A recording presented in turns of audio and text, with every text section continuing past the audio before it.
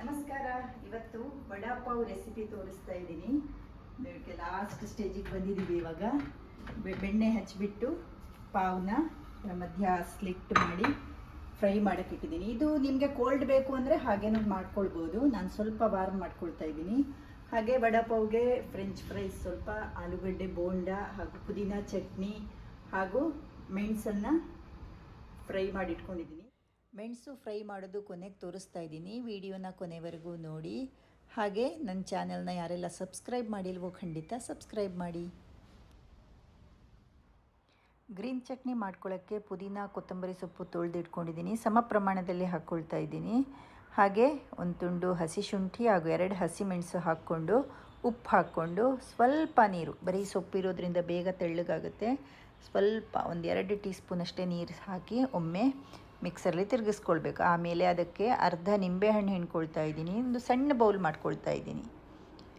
ಈಗ ಪುದೀನ chutney ready. ವಡಾಪಾವ್ಗೆ main ingredient ಆಲೂಗಡ್ಡೆ ಬೋಂಡ ಮಾಡ್ಕೊಳ್ಬೇಕು. ಅದಕ್ಕೆ ಆಲೂಗಡ್ಡೆ ಬೇಯಿಸಿ ಇಟ್ಕೊಂಡಿದ್ದೀನಿ. ಇದನ್ನ ನಂತರ ಮ್ಯಾಶ್ ಮಾಡ್ಕೊಳ್ತೀನಿ. ಹಾಗೆ ಅದಕ್ಕೆ ಹಾಕೋದಕ್ಕೆ ಈರುಳ್ಳಿ, ಒಂದು ದೊಡ್ಡ ಈರುಳ್ಳಿ ತೊಗೊಂಡಿದ್ದೀನಿ, ಶುಂಠಿ ಬೆಳ್ಳುಳ್ಳಿ, ಕೊತ್ತಂಬರಿ ಸೊಪ್ಪು ಇಷ್ಟು ರೆಡಿ ಮಾಡಿ ಇಟ್ಕೊಂಡಿದ್ದೀನಿ. ಈಗ ಇದಿಷ್ಟು ಐಟಮ್ಗಳನ್ನು ಸ್ವಲ್ಪ ಫ್ರೈ ಮಾಡಿಕೊಂಡು ಇದಕ್ಕೆ ಹಾಕ್ಕೊಳ್ತಾ ಇದ್ದೀನಿ. ಪ್ಯಾನ್ಗೆ ಸ್ವಲ್ಪ ಕಡಲೆ ಎಣ್ಣೆ ಹಾಕ್ಕೊಂಡಿದ್ದೀನಿ.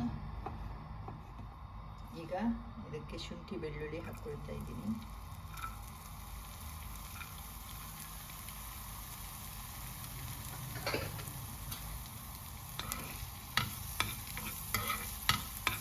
ಅರಿಶಿನ,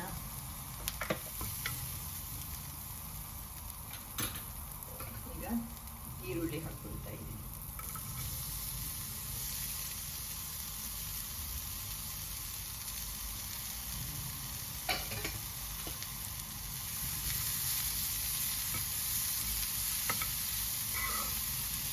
ಉಪ್ಪು ಆಲೂಗಡ್ಡೆಗೂ ಎಷ್ಟು ಬೇಕೋ ಅಷ್ಟು ಅಂದಾಜಲ್ಲಿ ಒಟ್ಟಿಗೆ ಹಾಕ್ಕೊಳ್ತಾ ಇದ್ದೀನಿ.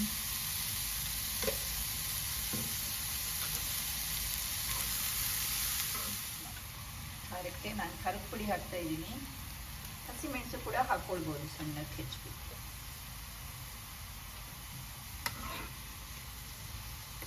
ಇದು ತುಂಬ ಏನು ರೋಸ್ಟ್ ಆಗಬೇಕಂತೇಳಿ ಇಲ್ಲ. ಈರುಳ್ಳಿ ಸ್ವಲ್ಪ ಮೆತ್ತಗಾದರೆ ಸಾಕು.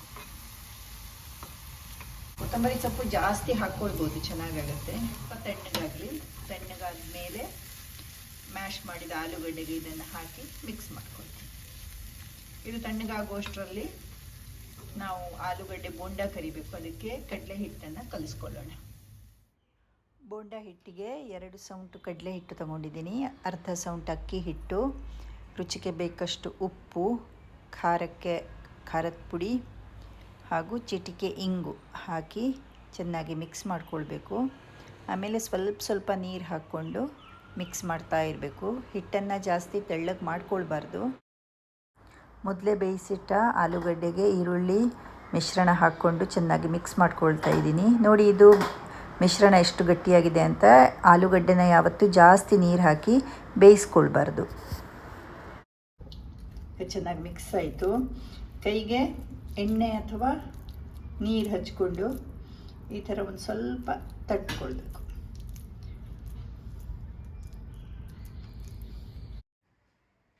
ಆಲೂಗಡ್ಡೆ ಪ್ಯಾಟೀಸ್ ರೆಡಿ ಮಾಡಿ ಇಟ್ಕೊಂಡಿದ್ದೀನಿ. ಈಗ ಮೆಣಸು ಫ್ರೈ ಮಾಡ್ಕೊಳ್ಳೋಣ. ಮೆಣಸು ಫ್ರೈ ಮಾಡ್ಕೊಳ್ಳೋಕ್ಕೆ ಸ್ವಲ್ಪ ಕಡಲೆ ಎಣ್ಣೆನ ಬಿಸಿ ಮಾಡ್ಕೊಂಡಿದ್ದೀನಿ. ಈಗ 2 ಹಸಿಮೆಣಸು ಫ್ರೈ ಮಾಡ್ತಾ ಇದ್ದೀನಿ. ನಿಮಗೆ ಬೇಕಿದ್ರೆ ನೀವು ಜಾಸ್ತಿ ಮಾಡಿ ಇಟ್ಕೊಳ್ಬೋದು.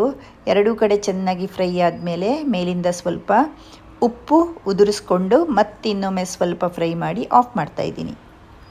ಎಣ್ಣೆ ಬಿಸಿಯಾಗಿದೆ. ಈಗ ಬೋಂಡ ಹಾಕ್ಕೊಳ್ತಾ ಇದ್ದೀನಿ.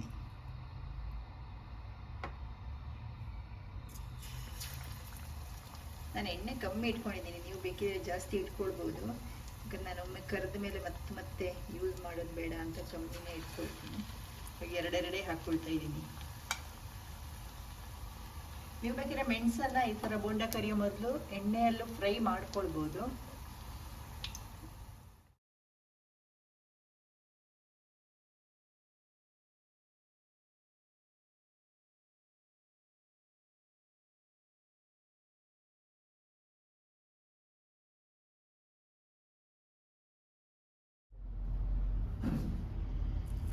ಉಪ್ಪು, ಹಾಗೆ ಇದೊಂದು ಟ್ರೈ ಮಾಡ್ತಾ ಇದ್ದೀನಿ, ಒರೆಗಾನೋ ಹಾಕ್ಕೊಳ್ತಾ ಇದ್ದೀನಿ.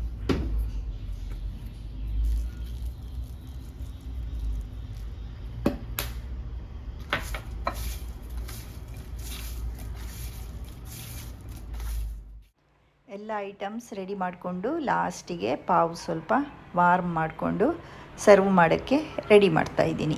ಧನ್ಯವಾದಗಳು.